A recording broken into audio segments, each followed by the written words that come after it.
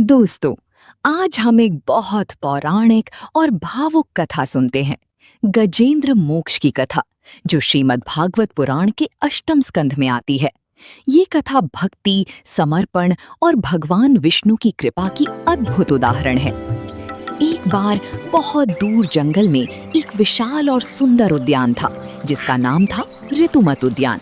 उस उद्यान में एक बड़ा, बलवान और धर्म भावना वाला हाथी रहता था, जिसका नाम था गजेंद्र। उसका शरीर शुद्ध पीतंबर सा चमकदार था, सूंड लंबी और भक्ति प्रिय हृदय उसका सबसे बड़ा गुण था।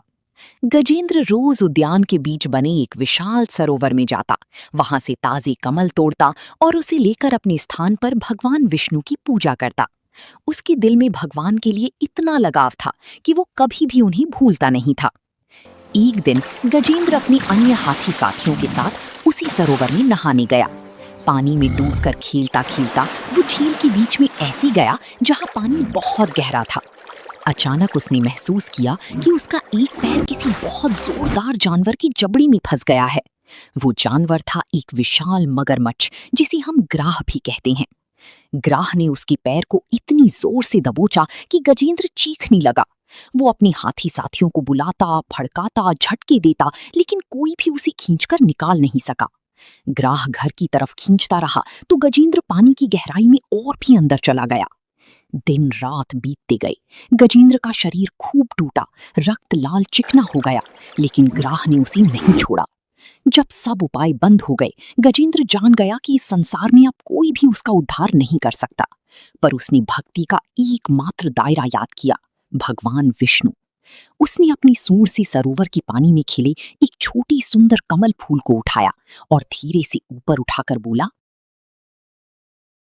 हे प्रभु विष्णु, मैं एक हाथी हूं। मेरे पास न तो बड़े बड़े मंदिर हैं, न बहुत सारा धन। मेरे पास बस यही एक फूल है जो आपके चरणों में अर्पित करता हूं। आप मेरे एकमात्र आश्रय हैं। अब मैं आपके ही भरोसे हूं। अगर आपके इरादे में मेरा बचना है तो मुझे बचा लें, नहीं तो आपकी इच्छा ही सिर ऊपर। इसी भाव से गजेंद्र ने भगवान विष्णु की विस्तार से स्तुति करनी शुरू की। इसी स्तुति को आज गजेंद्र मोक्ष स्तुति या गजेंद्र मोक्ष स्तोत्र कहा जाता है। जब गजेंद्र ने भय और अहंकार त्याग कर पूर्ण शरणागति के साथ भगवान को पुकारा, तो आकाश से आवाज गूंजने लगी। भगवान विष्णु गरुड़ पर सवार होकर उस सरोवर पर प्रकट हुए। उनके साथ देवता, मुनि और सिद्ध संघ भी उस लीला के दर्शन के लिए आए। भगवान ने देखा कि गजेंद्र ग्राह की जबड़ी में फंसा है, रक्त लाल हो चुका है, फिर भी अपनी सूंड में कमल लिए उनके चरणों की ओर देख रहा है। भगवान को बहुत प्रसन्नता हुई कि ये भक्त दुख में भी डटा रहा और भय भी उन्हें भूलने नहीं दिया। तब विष्णु भगवान ने अपना सुदर्शन चक्र फींका। चक्र इतनी तेज गति से घूमता हुआ आगे बढ़ा कि जैसे जैसे वो ग्राह के पास पहुंचा, उसका जबड़ा कमजोर पड़ने लगा। अंत में चक्र ने ग्राह के मुख को काट दिया और गजेंद्र का पैर उसकी जबड़े से मुक्त हो गया।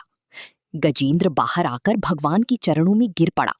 भगवान ने उसे दिव्य दृष्टि से देखा और बोले, हे गजेंद्र, तुम मेरे परम भक्त हो। तुम्हारा यह जन्म और यह संकट तुम्हारे अहंकार को तोड़ने और तुम्हें मेरी शरण में लाने के लिए था। तुमने भय और दुख में भी पूर्ण समर्पण के साथ मुझे याद किया, इसलिए मैं स्वयं यहां आया।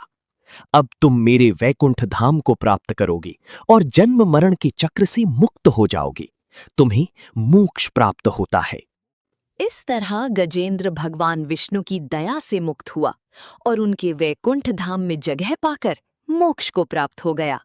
साथ ही उस ग्राह को भी मालूम पड़ा कि वो पिछले जन्म में एक गंधर्व था, जो किसी शाप से मगर रूप धारण कर चुका था। भगवान की कृपा से वो ग्राह भी शाप मुक्त होकर अपना गंधर्व स्वरूप प्राप्त कर गया और उस दिव्य स्थान में जा रहा। कार्टून को सब्सक्राइब करना ना भूलें और बेल आइकन को भी दबाना ना भूलें। धन्यवाद जी आपका।